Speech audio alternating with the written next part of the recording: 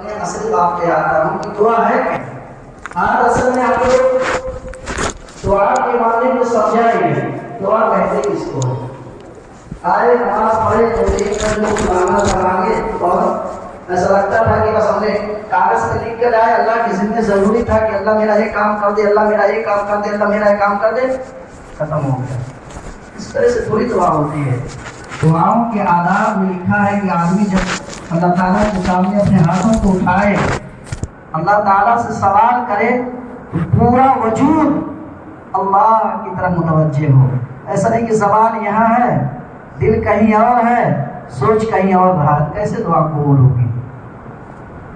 پورا وجود, پوری انسانیت, پورا جسم اللہ کے سامنے ہو, روئے گڑ گڑائے, تو کیسے نہیں دعا قبول ہوگی؟ ایک واقعہ میں نے سنایا بھی, پہلے بھی سنایا تھا اور پھر سنا دے رہا ہوں کہ ایک مرتبہ ایک نابینا آدمی طواف کر رہا تھا. معلوم ہے؟ ایک مرتبہ سنایا تھا, ایک نابینا آدمی طواف کر رہا تھا. حجاج ابن یوسف بھی اس وقت طواف کر رہے تھے. ہم تھا کیوں بولے, جو بھی تھا وہ بھی طواف کر رہے تھے.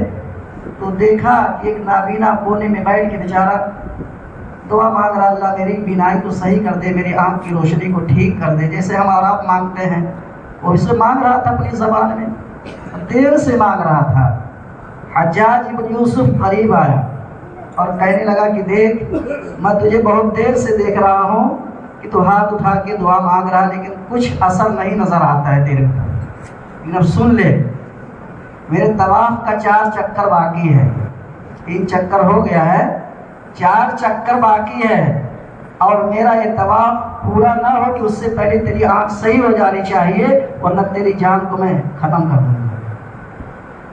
اس کا ظلم تو سب کو معلوم تھا, کتنا بڑا ظالم, جو کہتا تھا وہ کرتا تھا, جو زبان سے کہہ دیا وہ کر دیتا تھا. اب بیچارہ نابینا ابھی تک تو اپنی آنکھ کی روشنی کی دعا کر رہا تھا, اب ادھر جان کا بھی لالا پڑ گیا. پتہ نہیں کیا ہوگا, نہیں ہوگا, دعا قبول ہوئی تو ٹھیک ہے, نہیں تو پھر میری آنکھ تو گئی ہی گئی, جان بھی جانے والی ہے. لیکن جب اس نے یہ جملہ سنا حجاج ابن یوسف کا کہ 4تھا چکر میرا, 4 چکر پورا ہونے سے پہلے پہلے تیرے آنکھ میں روشنی آ جانا چاہیے, اب اس کی کیفیت بدل گئی. اس نابینا آدمی کی کیفیت بدل گئی. جو پہلے حالت تھی اب اس سے بالکل پتہ ہی نہیں میں زمین پہ ہوں کہ آسمان میں اڑ رہا ہوں.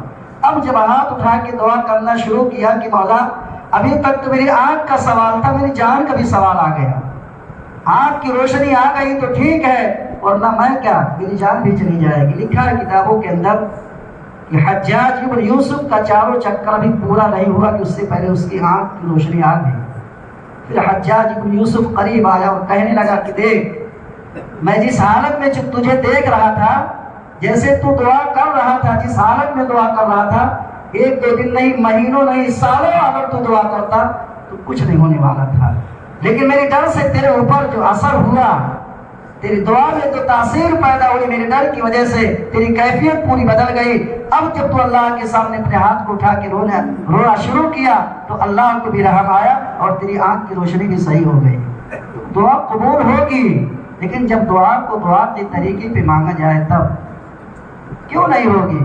بغیر دعا قبول ہوئی تھوڑی. اللہ قرآن میں خود کہتا ہے, اللہ کے نبی صلی اللہ علیہ وسلم کو مخاطب کر کے, وَإِذَا سَأَلَكَ عِبَادِي عَنِّي فَإِنِّي قَرِيبٌ أُجِيبُ دَعْوَةَ الدَّاعِ إِذَا دَعَانِ فَلْيَسْتَجِيبُوا لِي وَلْيُؤْمِنُوا. اے نبی جی, میرے بندے جب آپ سے میرے بارے میں پوچھے کہ اللہ کہاں ہے, نبی کو خطاب کر کے اللہ خود کہہ رہا ہے کہ جب میرے بندے آپ سے پوچھیں کہ اللہ کہاں ہے تو آپ کہہ دیجیے اللہ بہت قریب ہے. تم ہاتھ اٹھا کے تو دیکھو, تم مانگ کے تو دیکھو, جو مانگو گے اللہ دے گا. لیکن شرط یہ ہے کہ مانگنا بھی مانگنے کے طریقے پہ ہو.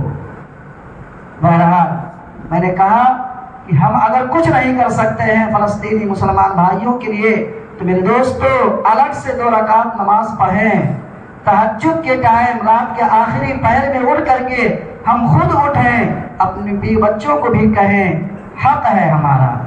اور میں نے کہا اگر آج یہ حالات وہاں ہے, اگر یہ حالات رکے نہیں تو پوری دنیا میں آ سکتا ہے. آج اگر ہم فلسطین کے مسلمانوں کی حفاظت نہیں کر سکتے ہیں, مسجد اقصی کو اگر ہم نہیں بچا سکتے ہیں تو کل خانہ کعبہ کو ہم کیا بچائیں گے؟ مکہ کو کیا بچا سکتے ہیں؟ مسجد نبوی کو کیا بچا سکتے ہیں؟ اگر ہماری یہی حالت رہی تو، اور ایک دن ایسا ہوگا، لیکن یاد رکھیے اللہ نے وعدہ فرمایا ہے، کبھی ایسا نہیں ہو سکتا ہے کہ غیر لوگ قابض ہو جائے مسلمانوں پر۔ اللہ کا وعدہ ہے، یہ قوم ہی ایسی قوم ہے جو شروع ہی سے بنی اسرائیل، یہ اسرائیل جو قوم ہے یہ شروع ہی سے بدمعاش قوم ہے۔ ان کے زمانے میں نہ جانے کتنے ہزاروں نبی آئے، سب کو قتل کر دیتے تھے لوگ۔ ان الذين يكفرون بآيات الله ويقتلون النبيين بغير حق ويقتلون الانبياء، بہت سارے نبیوں کو انہوں نے قتل کیا دین کی بے حرمتی کی، اس وجہ سے اللہ کے غضب کے مستحق ہیں۔ یہ بات اور ہے کہ یہ دنیا میں ترقی کر رہے ہیں، ہماری اور آپ کی آنکھوں سے دکھتا ہے کہ یہ غالب آ رہے ہیں، لیکن قیامت کے دن اللہ کا غضب ہوگا ایسے لوگوں پر۔ قرآن کی دلیل، ہم سورہ فاتحہ روزانہ قرآن پاک سورہ فاتحہ نماز میں پڑھتے ہیں، اس کی آیت ہے غیر المغضوب علیہم ولا الضالین، غیر المغضوب، ان پر اللہ کا غضب ہو، ان پر اللہ کی لعنت ہو۔ تمام علماء کا اس بات پر اتفاق ہے کہ یہ غضب سے مراد یہی بنی اسرائیل ہے۔ آج ٹھیک ہے ترقی کر رہے ہیں، لیکن قیامت کے دن اللہ کا غضب ہوگا، اللہ کی لعنت ہوگی۔ میں نے جو آیت کریمہ پڑھی چھٹے پارے کی، اسی کی دوسری آیت میں اللہ نے فرمایا بھی فَعَسَى اللَّهُ أَن يَأْتِيَ بِالْفَتْحِ أَوْ أَمْرٍ مِّنْ عِندِهِ، کہ اللہ ایک نہ ایک دن مسلمانوں کو ضرور فتح نصیب کرے گا، اگرچہ دیر میں ہو لیکن فتح مسلمانوں کی ہی ہوگی انشاءاللہ۔ لیکن میرے دوستو پھر میں کہتا ہوں، اگر ہم اپنے آپ کو مسلمان بنا کے رکھیں گے تب، شکل سے نہیں، دکھلاوے کے لیے نہیں، ہمارا ظاہر بھی مسلمان ہو اور ہمارا باطن بھی مسلمان ہو۔ میرے دوستوں اور بزرگوں، کئی ہفتوں سے میں آپ صلی اللہ علیہ وسلم کی سیرت کے بارے میں بیان کر رہا تھا، باتیں کر رہا تھا۔ کچھ باتیں بچی تو بہت ساری باتیں ہیں، کچھ باتیں ہیں جو میں ضروری سمجھتا ہوں کہ آپ صلی اللہ علیہ وسلم کی سیرت کے بارے میں کچھ بیان کیا جائے۔ آپ کی سیرت کے اور آپ کی زندگی کے کئی پہلو ہیں، ایسا نہیں کہ پیدا ہوئے آپ نے اللہ کا حکم دنیا میں لوگوں تک پہنچایا، اس کے بعد دنیا سے چلے گئے، ختم ہو گیا، ایسا نہیں۔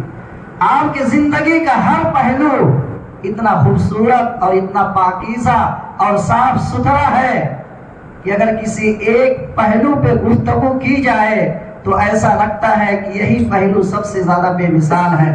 اسی وجہ سے میرے دوستوں اور بزرگوں، دنیا کا بڑا سے بڑا عالم، دنیا کا بڑا سے بڑا انسان اس بات کا فیصلہ نہیں کر سکتا ہے کہ آپ صلی اللہ علیہ وسلم کو کس پہلو کے اعتبار سے بے نیاز کہا جائے۔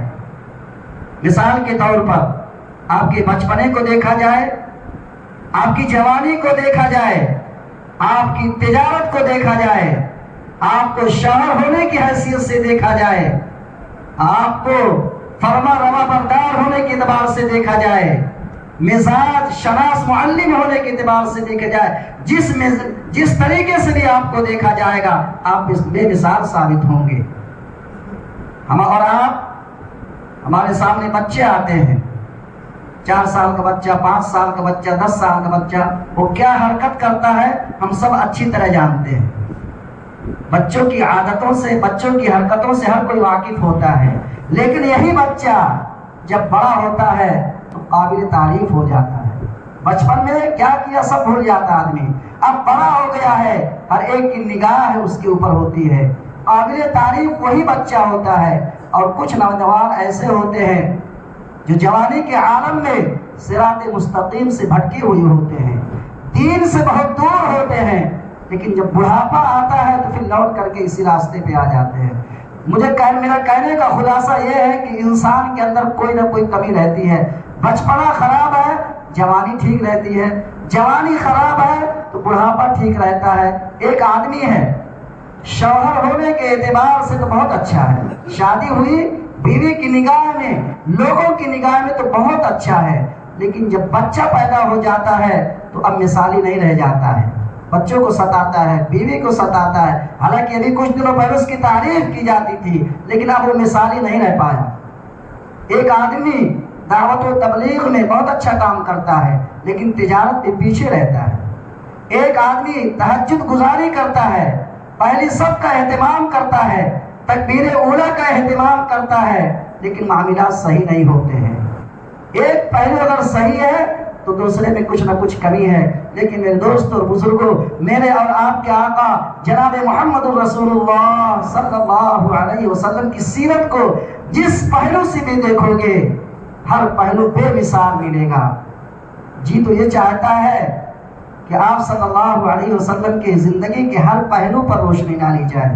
آپ کا بچپنا کیسے رہا، آپ کی جوانی کیسی رہی، آپ نے تجارت کیسے کر دیا، لیکن مجھ جیسے ناقص کم علم کچھ نہیں جانتا، میں کیا اچھے علم رکھنے والے جو آپ صلی اللہ علیہ وسلم کی تعریف کرتے ہیں، آپ کی سیرت بیان کرتے ہیں، تو وہ بھی تھک جاتے ہیں اور آخر میں آ کر ان کو بھی یہی کہنا کا پڑتا ہے کہ لا يمكن الثناء كما كان حقه بعد از خدا بزرگ وہی قصہ مختصر است۔ آپ صلی اللہ علیہ وسلم کی تعریف، آپ کی سیرت دنیا کے اندر کوئی بیان کر ہی نہیں سکتا۔ آپ اتنے اعلیٰ مقام کے تھے، بس مختصر یہ ہے کہ پہلے خدا ہے پھر مصطفیٰ ہے، پہلے خدا پھر مصطفیٰ، اور قوم میں امت میں آپ کا مقام سب سے بلند ہے، آپ اعلیٰ رتبہ والے ہیں۔ عام انسانوں کی طرح آپ انسان نہیں ہیں۔ عام انسان آپ کو سمجھنا کہ آپ کی شان میں گستاخی ہے، لیکن خدا کے برابر کر دینا یہ بھی شرک ہے۔ میرے دوستوں اور بزرگوں، ہم اللہ کے نبی کی جتنی بھی تعریف کریں، جتنی بھی شان میں سیرت بیان کریں، اس سے آپ صلی اللہ علیہ وسلم کی شان میں ذرہ برابر بھی اضافہ نہیں ہوتا ہے۔ پوری دنیا کے لوگ تعریف کریں، آپ کی شان تو پہلے ہی سے بلند ہے، آپ کا مقام تو پہلے ہی سے بلند ہے۔ ہاں، اگر ہم آپ کی تعریف کرتے ہیں، آپ کی سیرت بیان کرتے ہیں، آپ کی باتوں کو لوگوں کو سناتے ہیں، تو اس سے ہماری تقریروں میں، ہماری تحریروں کا مقام بلند ہوتا ہے، آپ کی شان میں کوئی اضافہ نہیں ہوتا ہے۔ جیسا کہ حضرت حسان بن ثابت رضی اللہ تعالی عنہ کا فرمان ہے، مدحت ان محمدا بمقالتی ولیکن مدحت مقالتی بمحمد، کہ ہم اپنے کلام کے ذریعے، اپنی تقریروں کے ذریعے، اپنی تحریروں کے ذریعے آپ صلی اللہ علیہ وسلم کی سیرت کو بیان نہیں کر سکتے ہیں۔ ہماری تقریروں کا مقام بڑھ جاتا ہے، ہماری زندگی بدل جاتی ہے، ہمارا صبح شام کا اٹھنا بیٹھنا بدل جاتا ہے جب آپ کی سیرت پہ روشنی ڈالتے ہیں۔ میرے دوست، یہ تو بہت بڑی بات ہے کہ مجھ جیسے ناقل، کم علم، خطا کار کو اللہ کے نبی کی سراخانی کا موقع ملے، تعریف کرنے کا موقع ملے، ورنہ تو جہاں پر حسان بن ثابت رضی اللہ تعالیٰ عنہ جیسے لوگ آپ کی تعریف کرنے والے ہوں، شیخ سعدی رضی اللہ رحمۃ اللہ علیہ جیسے لوگ آپ کی تعریف کرنے والے ہوں، حضرت ابو بکر، عمر، عثمان، علی رضی اللہ تعالیٰ عنہم اجمعین جیسے لوگ آپ کی تعریف کرتے ہوں، میں اور آگے بڑھ کے کہتا ہوں کہ جہاں پر آپ کی تعریف کرنے والے جبریل امین ہوں، اور آگے جہاں پر آپ کی تعریف کرنے والا خود اللہ ہے، آپ کی تعریف تو اللہ کرتا ہے، پھر ہماری اور آپ کی تعریف کیا مقام ہے؟ آپ کا وہ مقام ہے۔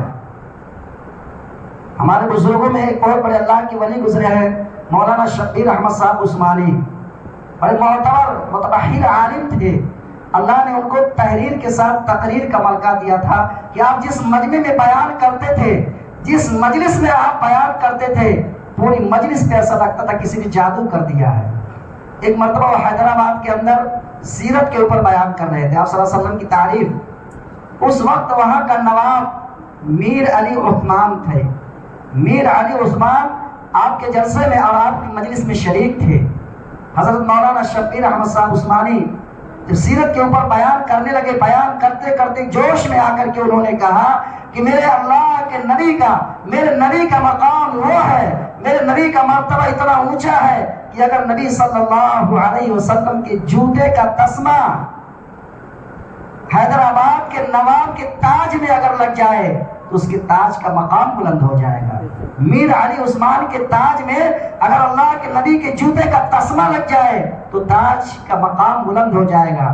لکھا ہے کہ میر علی عثمان نے جب اس جملے کو سنا تو فوراً پر حال طاری ہو گیا اور چیخ کر کہنے لگے کہ حضرت آپ نے تو بہت بڑی بات کر دی، اگر اللہ کے نبی کے جوتے کا تسمہ میرے تاج میں لگ جائے تو میں بادشاہ بن جاؤں گا، میں بادشاہ بن جاؤں گا میرے نبی کی سیرت کے اوپر اگر عمل کیا جائے۔ بہرحال میرے دوستو، میری بات دوسری طرف جا رہی، مجھے جو کہنے کا مقصد میرا یہ کہ آپ صلی اللہ علیہ وسلم کی زندگی کا ہر پہلو بے مثال ہے۔ میں سب سے پہلے آپ صلی اللہ علیہ وسلم کے بچپنا سے شروع کرتا ہوں کہ آپ کا بچپنا کیسے گزرا۔ آپ تو پیدا ہوئے، پیدائش کے بارے میں پیدا ہونے سے پہلے یہ پیدائش کے وقت جو کچھ ہوا مختصراً آپ حضرات کے سامنے بیان کیا گیا۔ اب میں سمجھتا ہوں کہ کچھ آپ کے بچپنے کے بارے میں بھی عرض کیا جائے۔ ہم کہتے ہیں ہمارا بچہ چھوٹا ہے، ابھی تو معصوم بچہ ہے، کچھ بھی کرے، لیکن یہی بچہ جب بڑا ہو جاتا ہے تو تکلیف دینے لگتا ہے۔ میرے نبی کا بچپنا ایسا گزرا، بچپنا ایک کھیل کود کا زمانہ ہوتا ہے، اس میں کوئی بات کسی کو سمجھ میں نہیں آتی۔ معصوم بچوں کو اچھی بات کہو گے تب بھی خراب لگے گا۔ ہاں، کچھ لوگ ایسے بھی ہوتے ہیں جو بچپن کے ہو جاتے ہیں پھر بھی بچپنا نہیں جاتا ہے، سمجھے آپ؟ جو بچپن کے ہو گئے ابھی بھی ان کے اندر وہی بچپنا رہتا ہے، کھیل کود سے وہی دلچسپی، کھانے پینے کا وہی چسکا، مستی مذاق کی وہی عادت جو بچپنے کا ایک خاصہ تھا۔ بچپن برابر ہے۔ اور خاص طور سے میرے دوستو، جب بچپنا ایسی حالت میں گزرے کہ کوئی نگرانی کرنے والا نہ ہو، کوئی سرپرست نہ ہو، تو ایسا بچہ بالکل آزاد آوارہ بچہ ہو جاتا ہے۔ اس کو کسی کا ڈر نہیں، کوئی ڈانٹنے والا نہیں، کوئی مارنے والا نہیں۔ لیکن میرے دوستو اور بزرگوں، میرے نبی کا بچپنا آپ دیکھیں گے تو بے داغ گزرا ہے، معصوم، گناہوں سے پاک، لڑائی جھگڑے سے پاک۔ آپ چھوٹے ہیں، آپ کا بچپنا ہے، 5 سال کی عمر ہے، 6 سال 8 سال کی عمر ہے، لیکن معصوم آپ کا بچپنا گزر رہا ہے۔ حضرت حلیمہ سعدیہ پریشان، عبد المطلب پریشان، ابو طالب پریشان کہ آخر یہ کیسا بچہ ہے جس کے اندر چلملاہٹ نہیں ہے، جس کے اندر لڑائی جھگڑا نہیں ہے، اور نہ کبھی کہیں سے شکایت آتی ہے کہ آپ کا بھتیجا ایک گڑبڑ کام کیا ہے۔ حالانکہ آپ کے والد بھی نہیں تھے، پیدا ہونے سے پہلے والد کا سایہ ختم ہو گیا۔ 6 سال کے ہوئے والدہ محترمہ بھی دنیا سے رخصت ہو گئی، 8 سال کے ہوئے دادا عبد المطلب بھی چلے گئے، پھر آخر میں آپ ابو طالب کے سپرد ہوئے۔ لیکن میرے دوستو، جو ساری دنیا کا سہارا بن کر کے آیا تھا، جس کو اللہ نے ساری دنیا کی روشنی دکھانے کے لیے آیا تھا، خود کا یہ حال ہے کہ ایک سہارا آپ سے ختم کر دیا گیا۔ باپ بھی گئے، ماں بھی گئی، دادا بھی گئے۔ آپ یتیموں کے لیے، کمزوروں کے لیے، بیواؤں کے سر پہ ہاتھ رکھنے کے لیے آئے تھے، لیکن خود کا یہ حال ہے کہ آپ کے سر پہ کوئی ہاتھ رکھنے والا نہیں۔ آپ یہ کہہ سکتے ہیں کہ آپ کی پرورش یا آپ کی کفالت تو آپ کے چچا ابو طالب کر رہے تھے نا بھائی، ہم تو یہ جانتے ہیں کہ دادا کیے، دادا کے بعد ابو طالب کرنے لگے۔ لیکن میرے دوستو، تاریخ اٹھا کر کے دیکھیے، تاریخ گواہ ہے کہ میرے نبی کی پرورش یا میرے نبی کی کفالت عبد المطلب نہیں کرتے تھے، بلکہ میرے نبی خود ابو طالب کی کفالت کرتے تھے۔ تاریخ گواہ ہے۔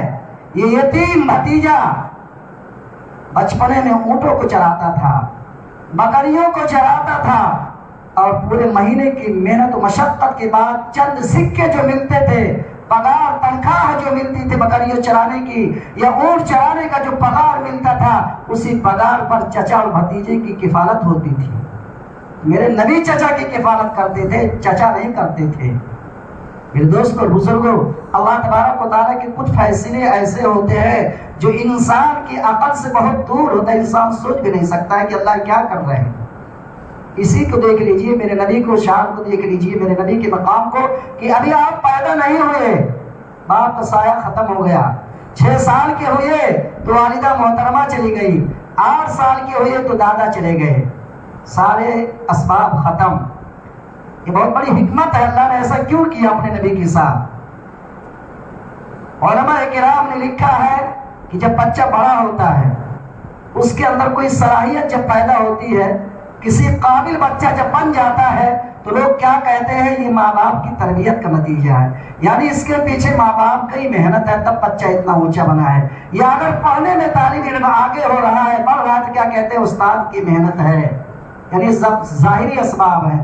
اللہ تبارک و تعالیٰ نے اپنے لاڈلی نبی کے لیے ظاہری تمام اسبابوں کو ختم کر کے اپنا اسباب اپنی طاقت دکھائی، تاکہ کل کو میرے نبی کے جو کمالات ہو، جو علم میرے نبی کے اندر آئے، جو کمالات میرے نبی کے اندر آئے، کوئی یہ نہ کہہ سکے کہ ماں باپ کی تربیت تھی، دادا کی تربیت تھی، چچا کی تربیت تھی، کسی کی تربیت نہیں، اللہ کی تربیت ہے۔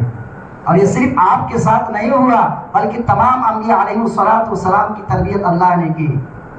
اب دیکھیے حضرت آدم علیہ السلام کو کس نے تعلیم دی، کس استاد کے پاس پڑھے تھے؟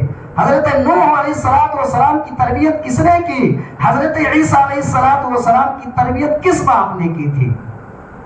نبی کا مقام نبی منتخب ہوتا ہے، اللہ جس کو چاہتا ہے اسی کو نبی بناتا ہے، انسان اس کا انتخاب نہیں کرتا، فرشتے نہیں کرتے، جنات نہیں کرتے، بلکہ اللہ خود نبی کا انتخاب کرتا ہے، اور جس نبی کا انتخاب اللہ کرتا ہے اس کی تربیت بھی اللہ کرتا ہے اور اس کی حفاظت بھی اللہ کرتا ہے۔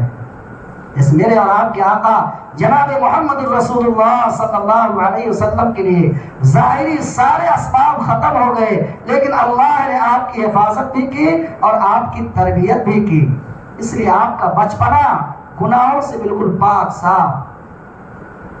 ابو طالب خود بیان کرتے ہیں کہ میرا بھتیجا زیادہ تر میرے ساتھ رہتا تھا، جب چچا دادا کا انتقال ہو گیا تو چچا کے ساتھ بہت دنوں تک رہے۔ جب رات میں میرے ساتھ وہ سوتے تھے تو کبھی کبھی میری آنکھ کھلتی تو بستر خالی رہتا تھا، چارپائی خالی رہتی تھی، میں حیران و پریشان ہو جاتا، ڈھونڈنے لگتا کہ میرا بھتیجا محمد کہاں چلا گیا، تو آپ صلی اللہ علیہ وسلم سائڈ سے آواز دیتے کہ چچا میں یہاں ہوں، فوراً حاضر ہو جاتے تھے۔ پھر ابو طالب کہتے ہیں کہ میرے بھتیجے کی زبان سے کبھی کبھی ایسی باتیں نکلتی تھی کہ میں حیران ہو جاتا تھا کہ چھوٹا سا بچہ کیا بول رہا ہے۔ اصل وجہ یہ ہے میرے دوستو کہ اللہ کا خوف، انسانیت کا درد اور آخرت کی فکر یہ نبیوں کی فطرت میں ہوتی ہے۔ جن انبیاء علیہ السلام کا بچپنا ہم تک صحیح طریقے سے نہیں پہنچا ہے، اگر ان کے حالات پر نگاہ ڈالی جاتی ہے، جیسے حضرت یوسف علیہ السلام، حضرت اسماعیل علیہ السلام، حضرت موسیٰ علیہ السلام اور حضرت عیسیٰ علیہ السلام، جب ان کے حالات پہ نگاہ ڈالی جاتی ہے تو پتہ چلتا ہے یہ بچپن ہی سے امانت دار اور حیادار تھے۔ لیکن میرے دوستو جو لوگ ان کی پیروی کرنے والے ہیں، ان کی اتباع کرنے والے ہیں، آج کسی یہودی سے جا کر کے پوچھئے کہ موسیٰ علیہ السلام کا بچپنا بتائیے، موسیٰ علیہ السلام کی شروعات کی زندگی کے بارے میں کچھ باتیں ہم کو بتائیے، نہیں بتا سکتے ہیں۔ عیسائیوں سے عیسیٰ علیہ السلام کے بارے میں پوچھئے، بچپنا نہیں بتا سکتے ہیں۔ لیکن میرے دوستو ہمارے اور آپ کے لیے فخر کی بات ہے کہ آج اس امت کا ہر مسلمان، تقریباً ہر مسلمان کو اپنے نبی کی سیرت کے بارے میں معلوم ہے، میرے نبی کہاں پیدا ہوئے، میرے نبی کے دادا کا کیا نام تھا، میرے نبی کس شہر میں پیدا ہوئے، میرے نبی کو بچپن میں کس نے دودھ پلایا، سب کو معلوم ہے۔ زیادہ تر وقت میرے نبی کا آپ کے اپنے چچا ابو طالب کے پاس سے گزرا، میرے نبی کا بچپنا میں آپ کو بتا رہا ہوں کہ کیسے گزرا۔ ابو طالب کہتے ہیں کہ جب ہم لوگ کوئی چیز کھاتے تھے تو کسی کا نام نہیں لیتے تھے، یعنی اللہ یا اور کوئی چیز کچھ ڈائریکٹ کھانا شروع کر دیتے، لیکن میرا بھتیجا بھی چھوٹا ہے، معصوم ہے، جب بھی کسی چیز کو کھاتا تھا تو کہتا تھا بسم اللہ الاحد۔ بچپنے میں آپ یہ کہہ رہے ہیں اللہ ایک ہے، اور کھانے کے بعد آپ کیا کہتے تھے؟ الحمدللہ۔ ابو طالب کہتے ہیں کہ میں نے اپنے بھتیجے کے بچپنے میں کبھی کسی کی غیبت کرتے ہوئے، کسی سے لڑائی جھگڑا کرتے ہوئے کبھی دیکھا ہی نہیں۔ میرے دوستو جبکہ آپ صلی اللہ علیہ وسلم کے اوپر سے والدین کا سایہ پہلے ہی ختم ہو گیا تھا، آپ جس ماحول میں پرورش پا رہے تھے اس میں شراب عام تھی، زنا خوری عام تھی، چوری ڈکیتی عام تھی، لیکن وہ کون ذات تھی جس نے اپنے حبیب کو بچوں والی عادت سے محفوظ کیا، جوانوں والی عادت سے محفوظ کیا۔ میرے دوستو آج ہم آپ کی سیرت کو اپنائیں، آپ کی سیرت کو پڑھیں، پھر ہماری زندگی میں انقلاب آئے گا۔ یہ تو ابھی ہمارے نبی کا بچپنا ہوا، ابھی جوانی باقی ہے، شادی باقی ہے، تجارت باقی ہے۔ اللہ تبارک و تعالی ہم تمام کو کہنے سننے سے زیادہ عمل کی توفیق عطا فرمائے۔ وما علینا الا البلاغ۔